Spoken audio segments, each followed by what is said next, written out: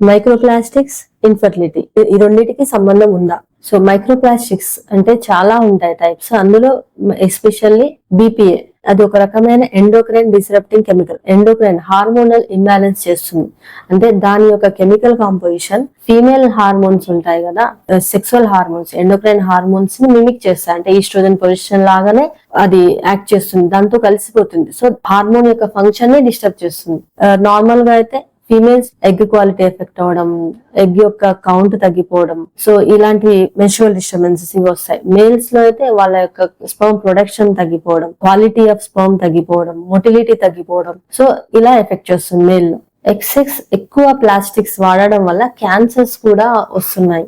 ఇవి ఎక్కడెక్కడ మనం చూస్తామంటే మనం రెగ్యులర్ గా వాడే డే టు డే లైఫ్ లో కూడా ఉంటాయి. లైక్ పేపర్ కప్స్ ఉంటాయి, ఆ పేపర్ గ్లాస్ అని అంటారు కానీ లోపల పల్చటి ప్లాస్టిక్ లైనింగ్ ఉంటుంది కదా అది. ప్లస్ మనం తాగే రెగ్యులర్ వాటర్ బాటిల్స్ ఉంటాయి, మనకి ఫుడ్ స్టోర్ చేసే హాట్ ఎయిర్ కంటైనర్స్ ఉంటాయి. సో బాగా హీట్ చేసి ఆ ఫుడ్ ని ఆ ప్లాస్టిక్ కంటైనర్ లో వేసి మూత పెడతాం. ఆ హీట్ కి ఆ సరౌండింగ్ ఉన్న ప్లాస్టిక్ అంతా మెల్ట్ అయిపోయి ఆ ఫుడ్ లో కలుస్తుంది. దాని వల్ల కూడా డిస్టర్బెన్స్ వస్తుంది. ఇంకోటి ఓవెన్ లో పెట్టేవే ఉంటాయి, అవి మనం హీట్ చేస్తాం, ఆ ప్లాస్టికే కదా మనం హీట్ చేస్తాం. ఆ హీట్ చేసినప్పుడు అందులోంచి వచ్చే కెమికల్స్ వల్ల కూడా చాలా ఎండోక్రైన్ డిస్టర్బెన్సెస్ వస్తాయి.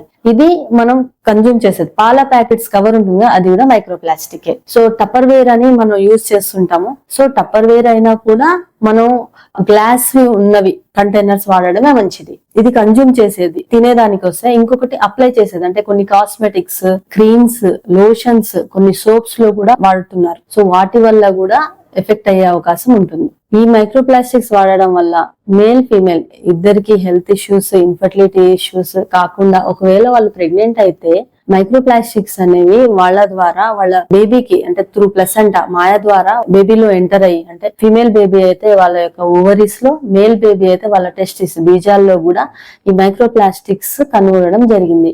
అంటే ఈ మైక్రోప్లాస్టిక్స్ మనకే కాకుండా తర్వాత పుట్టబోయే పిల్లలకు కూడా ఫ్యూచర్ లో, భవిష్యత్తులో ఇన్ఫర్టిలిటీ కాజ్ చేసే అవకాశాలు ఉంటాయి. మరి ఏం చేయాలి? మైక్రోప్లాస్టిక్స్ అవాయిడ్ చేయలేం కదా. అంటే రెగ్యులర్ మనం ఏం చేయాలి అని అంటే, మైక్రోప్లాస్టిక్స్ వాడే ఈ ప్లాస్టిక్ వాటర్ బాటిల్స్ కానీ, ప్లాస్టిక్ కంటైనర్స్ కానీ, లంచ్ బాక్సెస్ అన్ని, ఇవన్నీ ప్లాస్టిక్ ప్లేస్ లో మీరు స్టెయిన్లెస్ స్టీల్ వాడండి, లేదా గ్లాస్ వాటర్ బాటిల్స్ వాడండి.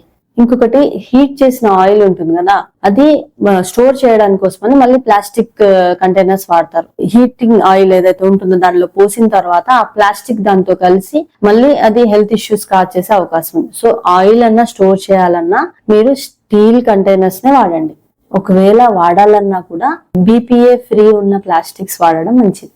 సరే, BPA ఫ్రీ అయినా కూడా దాన్ని ఓవెన్ లో పెట్టి రీహీట్ చేసేటప్పుడు కూడా ఒక్కోసారి దాని నుంచి వచ్చే కెమికల్స్ వల్ల ఎఫెక్ట్ అయ్యే అవకాశం ఉంటుంది. కాబట్టి ఎంతవరకు వీలైతే అంతవరకు మీరు ప్లాస్టిక్ వాడకం తగ్గిస్తే మంచిది.